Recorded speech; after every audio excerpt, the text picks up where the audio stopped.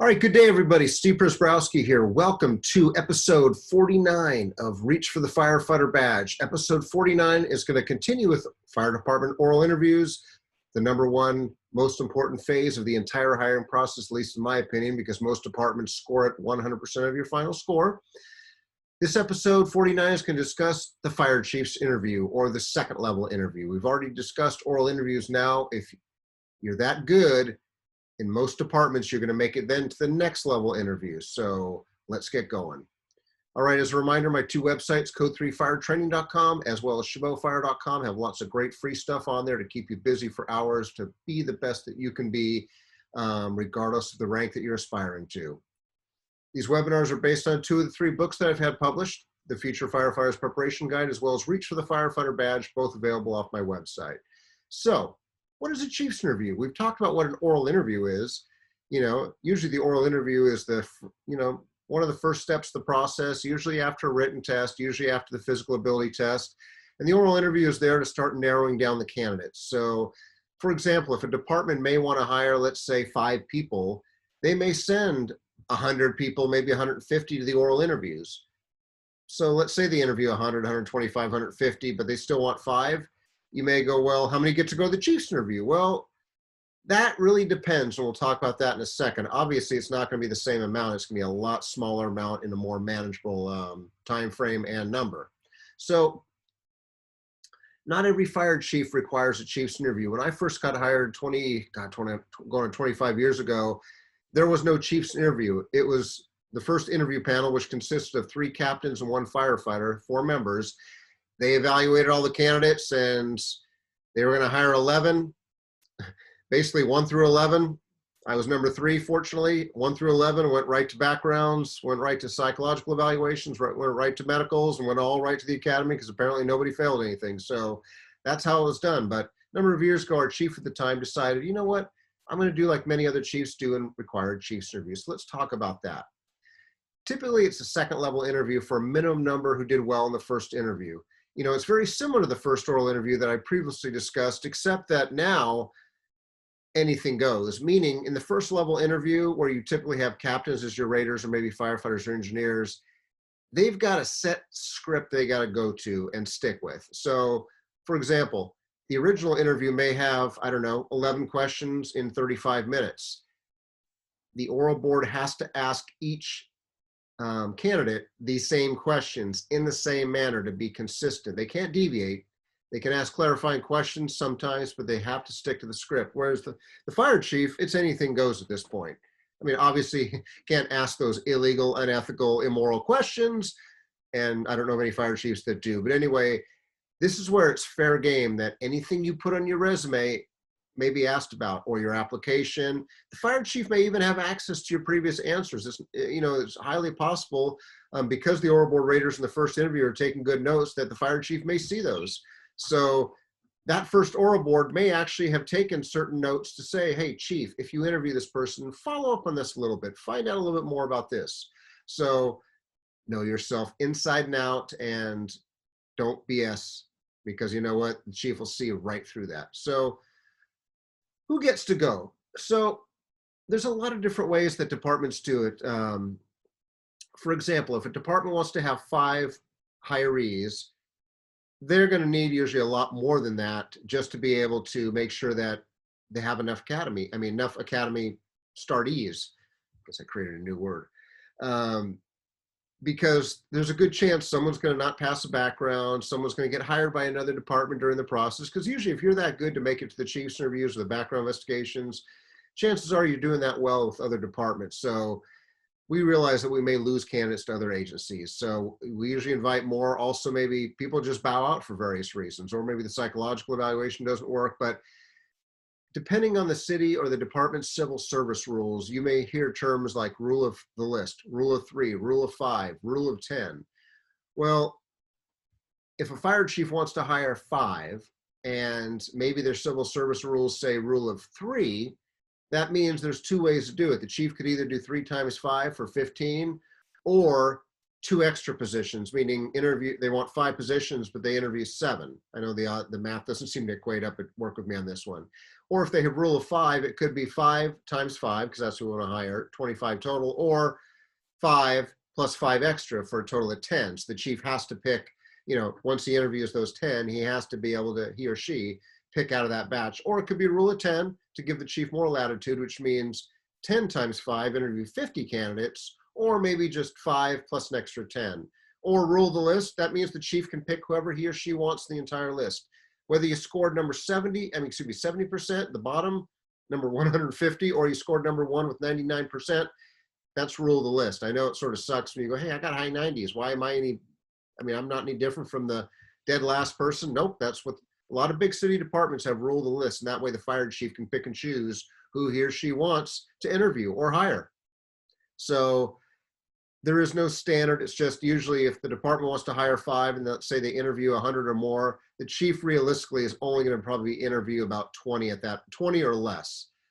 So that's sort of the mix. It's a lot less than the initial oral board. Now, some other types of questions you may get from the chief.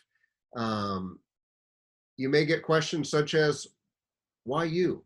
I remember, I'll share some of my experiences over the years, but again, we talked in previous episodes about standard oral interview questions. Obviously prepare for any question. There are no trick questions. Prepare for any question.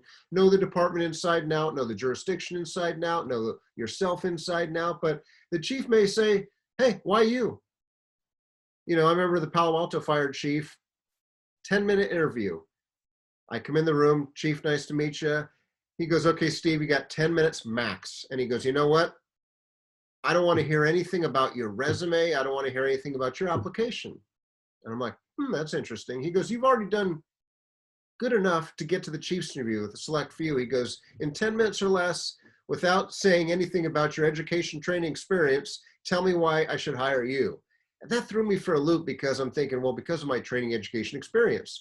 But he wanted to really do a deep dive into me to find out my values, my vision, my goals, my strengths, my weaknesses, what I had to bring to the table. And you know what? I didn't do as good as I thought of because I didn't prepare for that. But that could be a simple question. Why you? And you better be unique and you better be from the heart and you better be able to do things on the fly. Maybe the chief asks, why us? There's a lot of departments out there. Why us? And you better have a good, passionate answer. May ask you your career goals. Where do you plan to be in the next 5 years, 10 years? What's your ultimate rank that you want to aspire to? Think about it. The fire chief is not going to be around forever. Neither are the deputy chiefs, the battalion chiefs. At some point, the fire chief cannot hire all people that just want to be firefighters or engineers. At some point, good fire chiefs are looking 10 years, 20 years, 30 years down the road to look for future fire chiefs, deputy chiefs, battalion chiefs, captains. So if you have those aspirations, say it. Forever hold your peace. You still got to work your way up the ranks and still have to go through the promotional process, but it doesn't hurt. But again, if you say, I just want to be a firefighter, nothing wrong with that, but that could be limiting to you. I mentioned earlier, it could be questions from your paperwork, meaning your resume, your application, maybe even your background investigation, because usually the chief's interview is done after the background, but can also be done before the background. Usually what happens is, and there's no right or wrong, usually most departments, before they really do a good deep dig into your background, they'll do a preconditional offer, or a conditional offer, which means, hey, we're extending a job offer to you pending completion of a background, psych, and medical, or whatever the process is. It allows them to dig deeper because at least they're extending a job offer for you. So the chief's interview, like I said, could be after the background, could be before. Again, there's no right or wrong. I know our previous chiefs have done different things. Our last chief tried both ways. Sometimes he liked to have the interview after the background because he wanted to be able to have your background in front of you, plus the psychological evaluation, so he could ask you questions from that. So, anything's fair game. He or she may ask, will you leave us for another fire department if I offer you a job? Again, you have to have a good answer. Don't say, well, no, I won't. If deep down inside you're thinking, well, maybe I'm just going to use this as a stepping stone. Be very careful. Don't lie, because the chief's writing things down, and usually to get to a fire chief's level, you remember a lot at that point, right or wrong. So don't lie to the chief. So if you don't know, you don't know, but just be straight from the heart. So my answer to that usually was, chief, you know what? I can't guarantee that I will leave you or won't leave you. What I can guarantee you is if you give me the opportunity to serve at your department, I'm going to be the best firefighter I can be. I'll be an asset to the department and the community. And, you know, depending on how things go, I hopefully will like to stay here for the rest of my career because, again, I'm not that type of person that likes to do a lot of career job hopping. But again, you know, I'm leaving myself an out, but, you know, you never say never. But again, if the fire chief, when he or she retires at that point, 5 years, 10 years down the road, then, you know, all bets are off. Other lists you're on. Some chiefs may go, so what lists are you on? Tell me what lists are you on and how did you do? You know, are you on the list for Oakland at number 5? Have you passed the background, psychological, whatever? Some chiefs, like Oakland, I remember used to ask community services done for our city, not just volunteer work or community service in any city, but our city. And I remember a lot of candidates, well, I don't live in Oakland, I live in whatever, Fresno, 2 hours away. Do you think the chief cares? Chief cares about the city of Oakland. So if you'd done your homework by visiting your firehouses and talking to firefighters on the job, and if they liked you, they would have told you flat out, you better do some community service volunteer work in our city, because every chief, you know, it's not just the last chief, it's a number of chiefs that have asked that same question. So again, had you done your homework or research, you would have realized, hell, I better get some community service from the city of Oakland. Any community service, but definitely Oakland. And if you say, well, I live out of town, I live in Montana, and I can't come in to do Oakland, I'm not going to waste my time or spend all that money. Well, you're probably going to have to do firehouse visits, right? Or you may have to come down to a written test or something else. Maybe plan double duty. I don't know, be creative. If you want it bad enough, you can do it. But again, you've got to do your research, talk to firefighters on the job, as well as visiting firehouses. Just a couple examples I want to share here. You know, City of Merced Fire Department at the time was a 4-station department in the Central Valley, about an hour and a half away from where I grew up in the Bay Area. And I remember I came into that interview, I was number 2. The chief interviewed me, I was number 2. He was going to hire a few people. I had a 4-year degree. I had a 2-year degree. I was getting ready, you know, I think I started paramedic school at the time. I was a good, solid candidate. At least my resume showed that. And obviously his first interview panel thought I was good because they ranked me number 2. Well, I remember the chief flat out telling me, Steve, and this hurt at the time, but I didn't get it, but now I get it. The chief literally said, Steve, you can get hired anywhere you want to. He goes, but don't take this personal, but you know what? I'm going to pass on you right now. I'm like, Chief, why are you going to pass on me? He goes, Steve, he goes, here's why, and I'm going to be honest as ever. He goes, if I hire you today, you'll stay here for maybe 6 months, a year, maybe 2 years. And then as soon as a job comes up in the Bay Area where you're born and raised, and you can make double the salary, if not triple, with more promotional opportunities. Because again, with a resume like a 4-year degree, a 2-year degree, and a lot of things going, you know, you could easily look at my resume going, this guy wants to promote it sometime. There's nothing wrong with that. That's good. We need people to promote. But this chief was worried about me hiring me, spending a lot of time and energy and money in me, and then having me leave for a department in the Bay Area. Like, it happens. And that happens a lot for a lot of departments. They're stepping stones. And you may not get it when you're a candidate, but when you work for that department, that hurts. That sucks when you continuously are a revolving door as a training ground for people. So the chief probably did me a favor because, again, a lot of great people in that department who I've come to know over the years, but I probably would have left for a bigger department because, I don't know, everyone has a different type of department. Some prefer small, some prefer really big, some prefer medium. I'm happy with a medium-sized department because it gave me, and it has given me, a lot of great opportunities. But sometimes in smaller departments doesn't work that way. But again, he was very honest, and I actually appreciate him for that. I mean, I wasn't going to lie to him. It'd be crazy.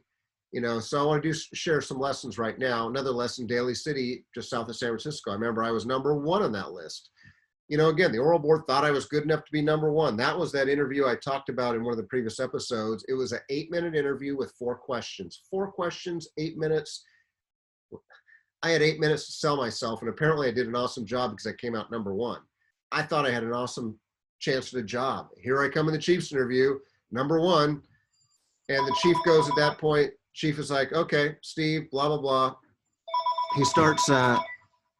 He starts getting into it, and we're having a good conversation, and the chief's like, he just sort of stopped full midstream, and he's like, Steve, he goes, as much as I'd like to hire you, you're extremely qualified, you're going to make a great firefighter somewhere. He goes, I cannot honestly spend city dollars to hire you. And again, I was floored, and this was right after the city of Merced, and I'm like, Chief, what do you mean? I want to be a firefighter. And he goes, Steve, he goes, if I hire you, and Daly City was, you know, in the Bay Area, right across from where I grew up, He goes, we don't pay a lot. We don't have a lot of opportunities here. Someone like you, if I hire you, you're going to be gone in a year or two to a bigger department, probably in, like San Jose or Oakland or somewhere else, making more money with better opportunities to get promoted. And I can't compete with that. So basically I'm doing you a favor and doing us a favor. And again, it stung when you get passed on chief, but now looking back, I can't blame the chief, because it's about 4 months later, I was offered a job with a bigger department with more money and more opportunities. And it wasn't about money.